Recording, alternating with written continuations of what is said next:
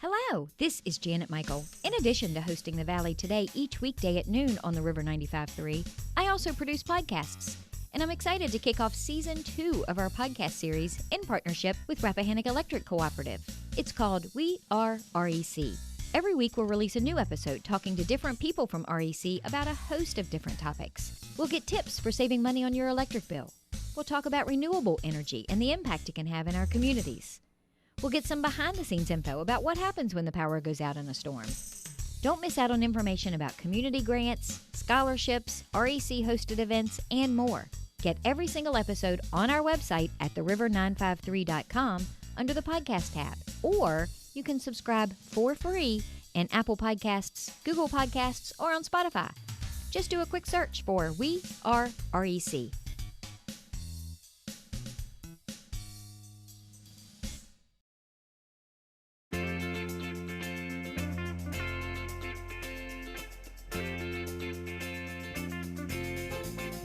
Hello and welcome to The Valley Today. I am your host, Janet Michael. It is The Valley Business Today as you are listening to the show today. So we are on the Zoom screen, pre-recording on a Monday afternoon to chat with Cynthia Schneider. She is the CEO at the Top of Virginia Regional Chamber. Cynthia, how are you doing? How are you holding up?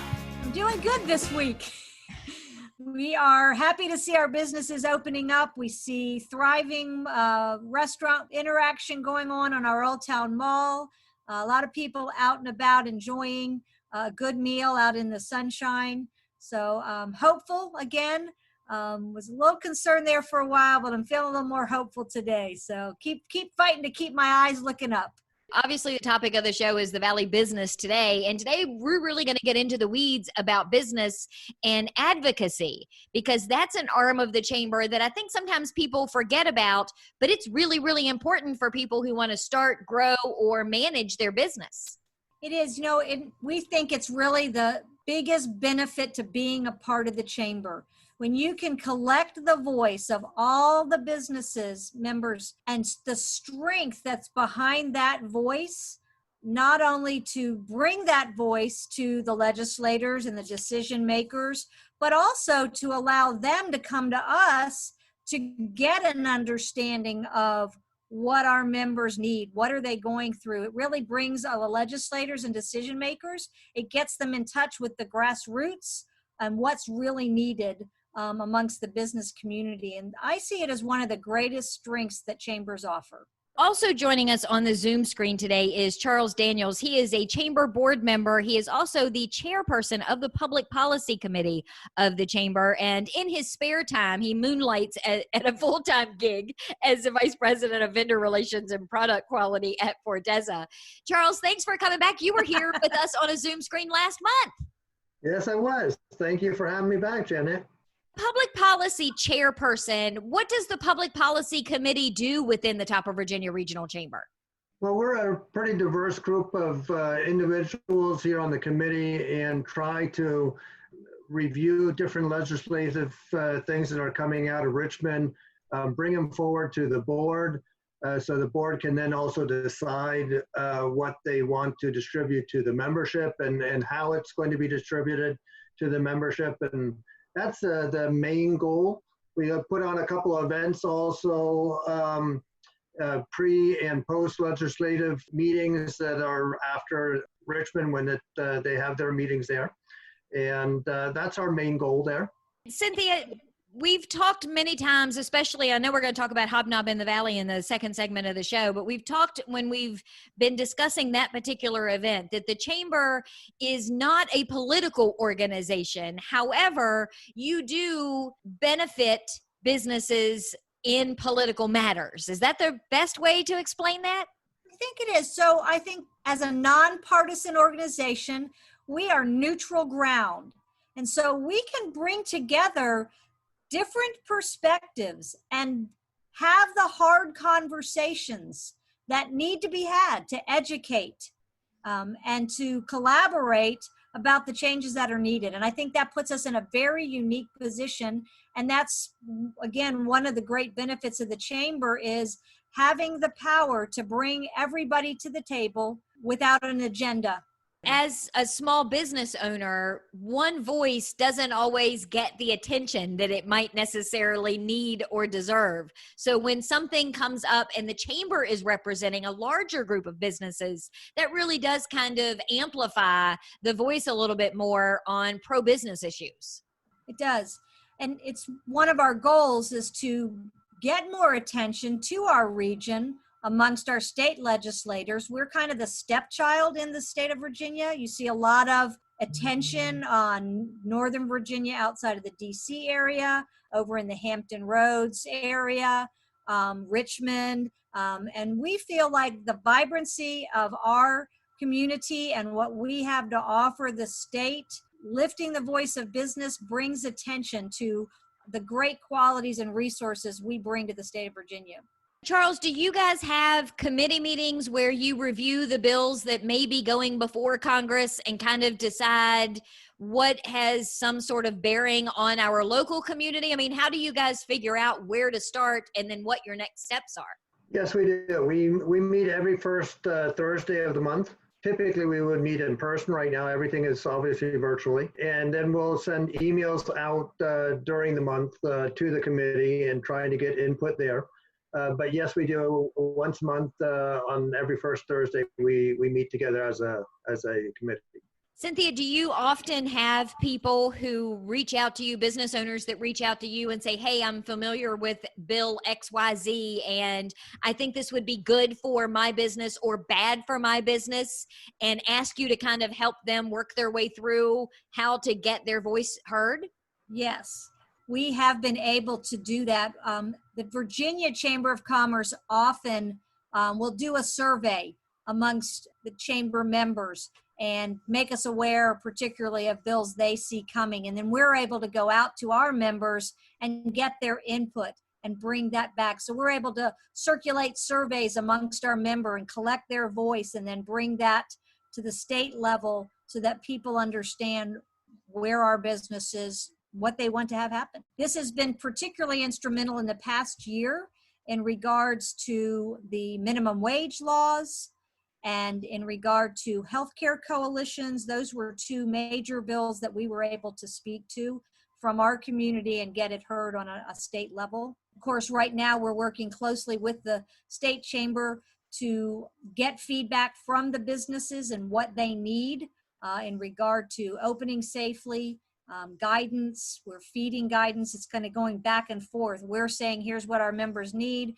They're saying, here's the guidance we have for you on a collective level. So it's education both directions.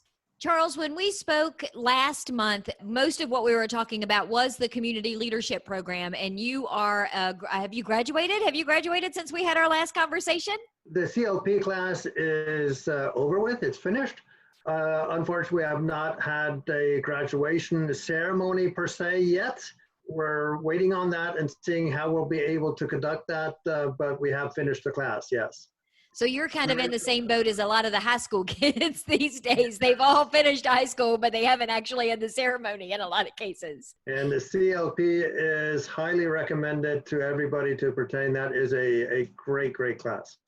When we were having that conversation last month about the leadership program, you were talking about the ability that it gave you to know what was going on in the community. It was one of the things that you loved the most about going through the leadership program. Has that been a help to you, chairing the public policy committee, to kind of understand how the politics work in our community as well? Certainly has. Going through the different segments of the CLP class, getting to know the whole community, how every little thing works in the community. If it is a nonprofit organization, if it is a government agency, if it is our police force, if it's our education, and you can just rattle them all down. You got to put the whole thing together as a whole to understand the whole community, and that is what that class really does do. Cynthia, the other piece of this, I think sometimes too, is just the ability to make contact with people. Businesses join the chamber for a lot of different reasons. One of them obviously is networking and to meet other business owners and to make contacts, but that serves a really good purpose too from this perspective in public policy, because you already have working relationships with our local elected officials. We just had our post-legislative breakfast virtually about 10 days ago, and it was rousing. And it was so wonderful to see our members be able to have direct contact to a legislator, and vice versa, our legislators to have direct contact with our member to have conversation. And again, it's just it's a two-way street on how well that communication goes. That event particularly was so educational this year. We have legislators serving us currently who are on very extreme spectrums of how they feel that the government, what influence and what role the government should play in our businesses and our communities. And so it was so fantastic to see them, to be educated very clearly about their positions. And it was great at the end too. They were kind of at each other. They had very different opinions and very strong viewpoints about how things should be going and how some of the decisions went this year. And yet it was done with civility and humor. And at the end, they laughed at themselves and said, guys, we might be at each other right here, but at the end of the day, we're still friends. We can call each other up and talk to each other. We can talk about each other and say, you're crazy, right? I think what you're doing is crazy. But we still talk, we talk. And so there's that civility and conversation that is so vital, and especially right now with all that's going on in our world, being able to bring people together in civility to have healthy dialogue and to learn from each other. Again, that's a great part of what we do. Last year, we were able to, on a dime, put together a group of our business owners or business people to bring them together to speak to legislators and people just studying how things were going to affect our state. I believe it was Senator Warner's office sent out one of just a request to get together with some of our technology folks. And because of our community and our advocacy and the ability to pull people together quickly, within, I think, 1 week, we were able to get together a strong group of people to speak to the representative that advises Congress on IT issues in our area. What were our needs? What were we lacking? What do we need? Where were our strengths? We were able to do the same thing recently with a representative from the Federal Reserve. We were able to bring together some of our business leaders to speak to him and to hear from him. They were able to say, here's what we're facing, here's the things we're seeing, and he was able to bring his perspective. So that kind of collaboration and advocacy is a really wonderful thing to see happen as a focus of ours. Let's take a quick break. When we come back, we mentioned at the top of the show, Hobnob in the Valley. I know it is still going to happen this year. It's just going to look a little bit different, like everything looks different than what it may have looked like in years past. So can we talk about that a little bit in the next segment? Yep. We sure can. We are going to be back in just a couple of minutes. It is the Valley Business Today as you are listening to the show. However, we have pre-recorded this conversation over Zoom with Cynthia Schneider. She is the CEO at the Topper Virginia Regional Chamber. Joining us on the Zoom screen is Charles Daniels. He is a chamber board member and their public policy chair. I am Janet Michael. This is the Valley Today, and we'll be back in just a couple of minutes. Do you know anyone who is struggling with financial hardships because of coronavirus? Our new webinar called Coping with the Money Crunch can help. We'll talk about immediate options to consider, revising or creating a spending plan, and lots of community resources. Then we'll cover how to narrow your priorities, contact creditors, and avoid scams and risky loans. The webinar is free, and you can either join by phone or through Zoom on a smartphone, tablet, or computer. You can find out more by visiting the Northern Shenandoah Valley Financial Education Program on Facebook or calling Karen Poff at 540-635-4549. Let me show you how to make your own plan or help someone you care about get through the crisis. Call 635-4549 or visit @NSV Financial Education on Facebook today.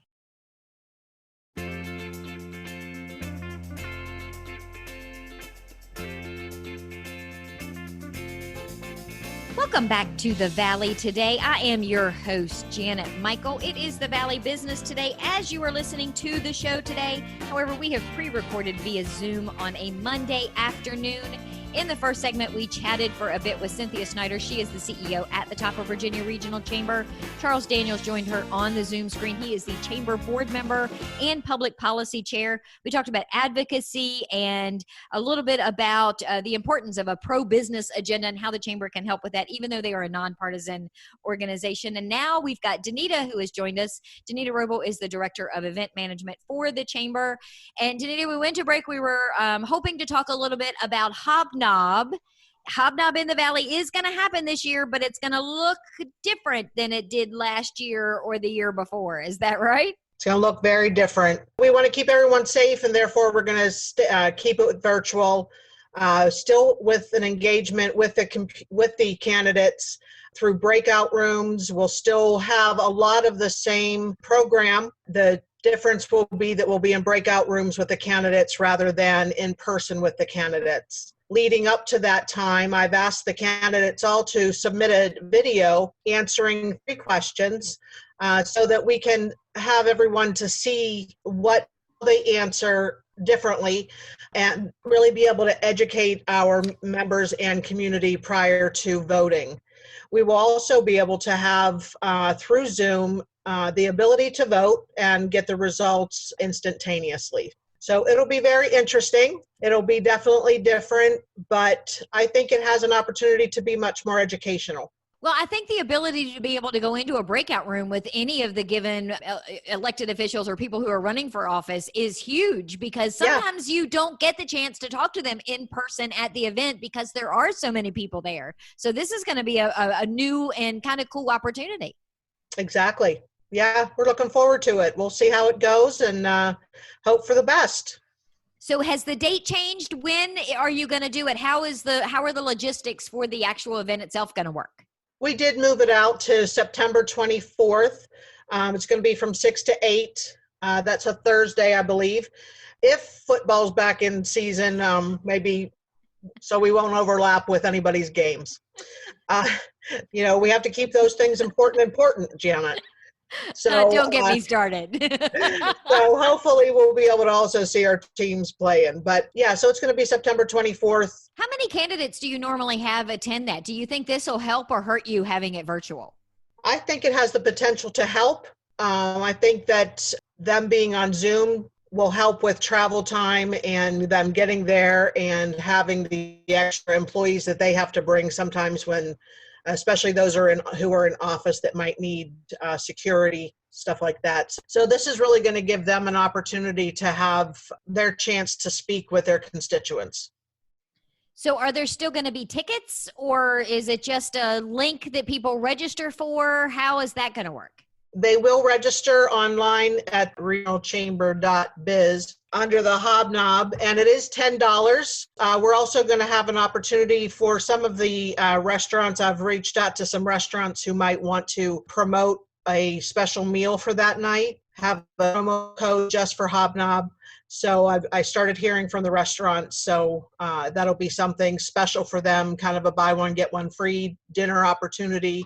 And that way it supports our restaurants and those who are hurting right now as well.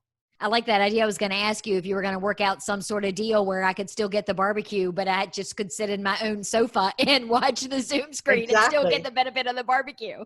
Yes, exactly.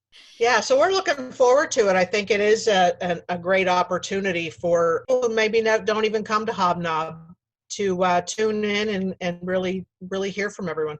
Being on a Zoom screen now, you can be even more, and you wouldn't think, but you can be even more anonymous, because when you show up at an event and there's somebody there that you kind of are obligated to go and talk to them and at least make small talk. But on a Zoom screen, that's not really expected. So you can blend into the background and find out where these candidates stand on different issues, and then blend yourself right back out again and not have to have the niceties of seeing them in person somewhere. You may get even more people that decide they want to show up and participate for it.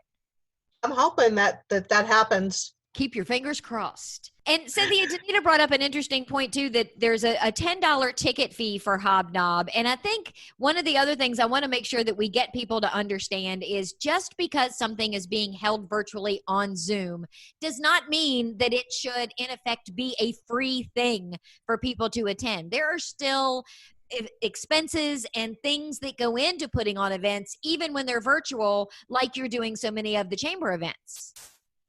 There is, the chamber is a business. And so we have staff that need to be paid for the time and the energy they put in. And we've got operational costs that help us to get the word out and have the energy and the ability to collect everybody's voice and get it held up high. So, Cynthia, if somebody is listening today and they want to get more involved in the public policy committee of the Top of Virginia Regional Chamber, or they just want to know a little bit more about what kinds of events and what's going on from the chamber perspective, where is the best place for them to go? So on our website, regionalchamber.biz, under committees, you'll see a link for public policy. And on that page, you'll see Charles's email address. You can contact him directly that way. As well as my own. We also have there a little link to tell us about the policies that the chamber has supported in the past and how we make decisions on what things we feel we need to take a stand on. So those are stated there, just general guidelines of how our decisions are made. Charles, do you have a set number of committee members on your public policy committee? If somebody is interested in serving on that committee, are you the one they would reach out to and express an interest? They certainly can reach out to me directly. Our committee is 100% volunteers, so it's not always easy to get volunteers to always participate in everything. So anybody wants to participate in it, very, very welcome. Email me. Email the chamber, and we'll get in touch. Danita, all of the details for Hobnob in the Valley are on the chamber's website as well. Do you have your own special little tab for it? Actually, it'll be under events and programs. There should be a slider too, I believe at this point or very soon, there'll be a slider that highlights that event. We always have our major events highlighted in a slider. We want our community to get on board and be part of this. It's a great opportunity to get involved. Well, and since it's not happening now until September 24th, I'm sure, Danita, you and I will have a whole nother conversation about it on a radio show. I know there'll be press releases, so it'll be in the news cycle and all of that sort of thing as well. Absolutely. All right, well, we are going to wrap up today's conversation for the Valley Business today. We have pre-recorded our chat over Zoom with Cynthia Snyder. She is the CEO of Top of Virginia Regional Chamber. Joining her on the Zoom screen is Charles Daniels. He is a chamber board member and public policy chairperson. During the day, he actually has a job. He is the vice president of vendor relations and product quality at Fortessa. Danita Roble also joined us on the screen today. She is the director of event management. Regionalchamber.biz is the place to go to get all of your information about chamber stuff. Everybody, thank you for spending some time with me on the screen today. I do appreciate it. Thank you for your patience. Thank you. Tomorrow is a live show. I know, crazy, 2 in 1 week. Tomorrow is Public Safety Thursday. Lieutenant Warren Gosnell from the Frederick County Sheriff's Office is coming over to do the radio show with me. So meet me back here tomorrow a few minutes after noon, and we will have that show live and ready to go for you.